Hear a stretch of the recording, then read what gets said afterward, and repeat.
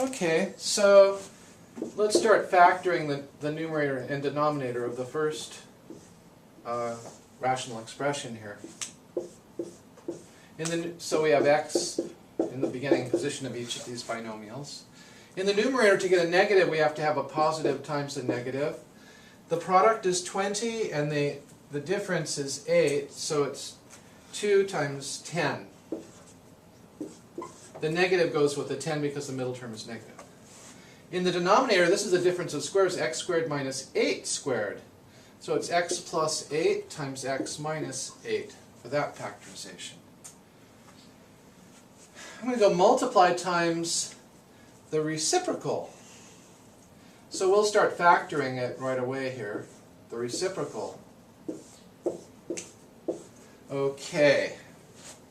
It's very important to realize here that what was in the denominator is now in the numerator, and what was in the numerator is now in the denominator.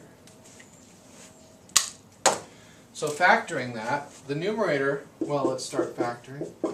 In the numerator we had a positive here, you had a negative in the middle, so it must be a negative times a negative in order to get a negative times a negative is a positive, yet you still have some negatives for the middle. The product is 100, and the sum is 20, so it's 10 times 10.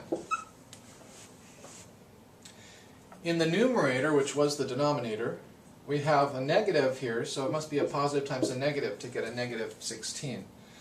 The product is 16, and the difference is 6, so it must be 8 and 2. So now we can start canceling common factors, because this could be considered one big numerator divided by one big denominator.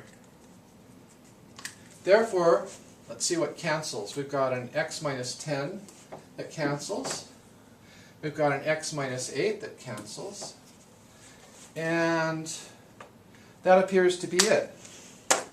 So the result is x plus 2 in the numerator squared, because there's two factors of x plus 2 times x plus 2.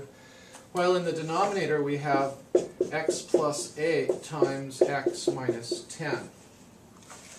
So the result of dividing these two rational expressions is this rational expression, simplified to as much as possible.